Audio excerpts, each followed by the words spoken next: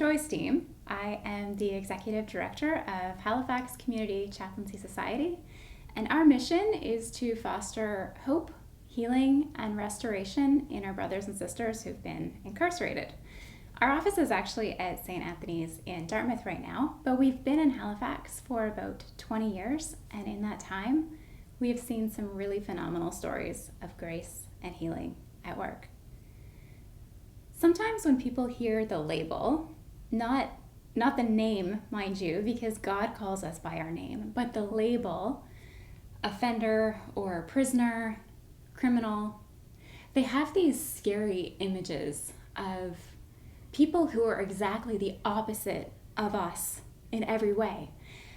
And it's not true, but it's scary, and we're terrified.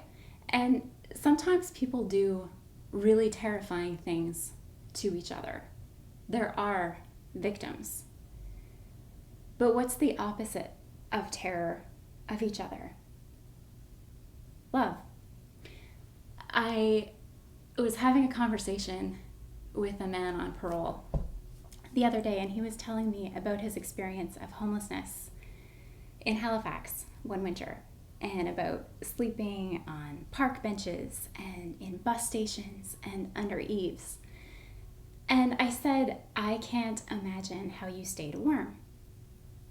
And he looked at me and he said, Joy, sleeping on the street in the sleet wasn't the hardest thing for me. It was repeatedly, over and over, being told I had to leave because I didn't have a place to belong. And so that's what we do with the chaplaincy. We create a place to belong so that an ex-offender can live out of that place of belonging and there's no more victims. Whether we like it or not, there are 400 people who come out of prison and jail every day in Canada. And we might think, oh, they must be so excited and so much freedom. They must feel a sense of freedom. But the truth is, a lot of them are alone and they're scared and they're isolated. They have to find ID. They have to find housing and employment. They have to get connected with mental health supports. They have to find substance help. They have to find a place to belong. And so I regularly get calls from men and women who are scared and they're alone and they're filled with shame.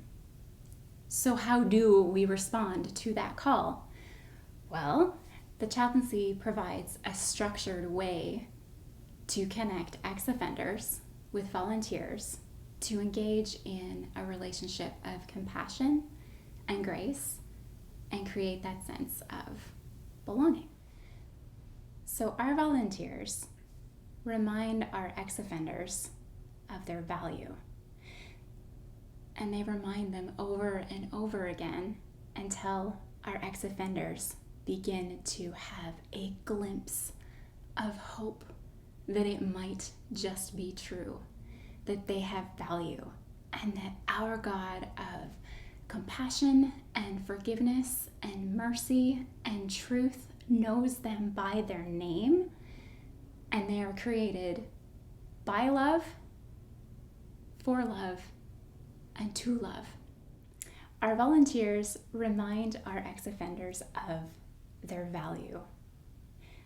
Our volunteers remind our ex-offenders over and over again until our ex-offenders actually begin to glimpse the hope that God knows them by their name and that they are made by love to be loved and to love.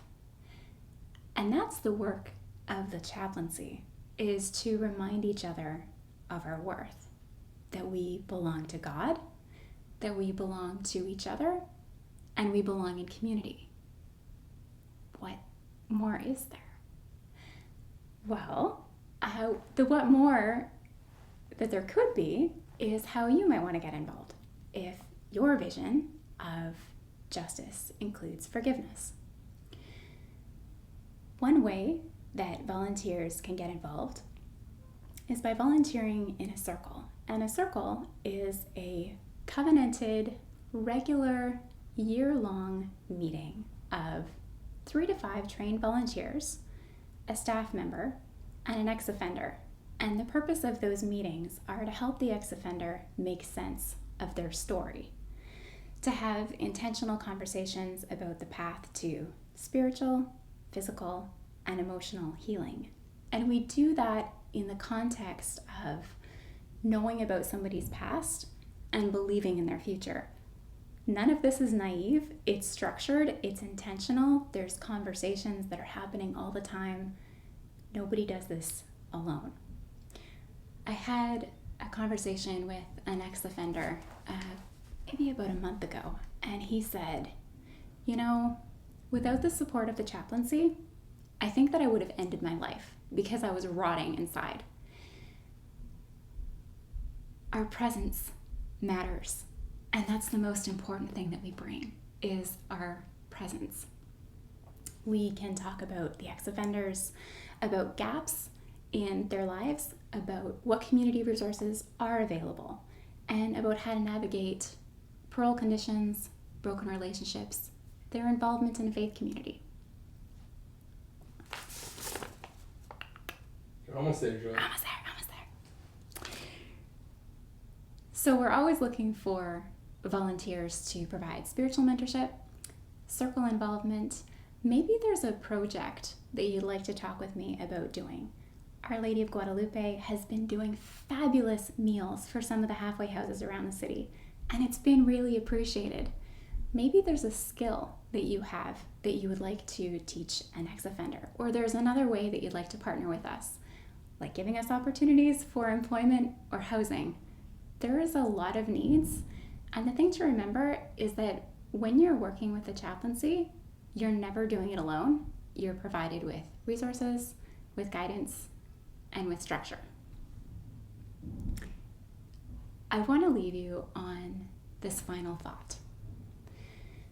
Imagine that you're scared, you're alone, and you're filled with shame. And in the past, you have turned to hurting other human beings to get what you want. And in that moment of desperation, where would you be if somebody wasn't there in your life to speak hope and compassion and truth that there is a better way? For me, I do what I do with a chaplaincy because it's an avenue of grace, of both giving grace and of receiving it. In this role, I get to learn and hold and grow into my true self as God created me to be. I get to be free of the burden of ego and thinking that I can fix people or I can make it better for that person. I can't. I can pray with that person, I can be with that person, and I can talk to community people about the needs of that person. And that's what I can do. And that's the only thing that I'm called to do. So my belief that my humanity, my ability to reflect God's love for me and through me is bound up in my ability to see God's image in all of my brothers and sisters is what motivates me. And it is a place of spacious grace and healing and kingdom work that I am truly, truly privileged to be a part of.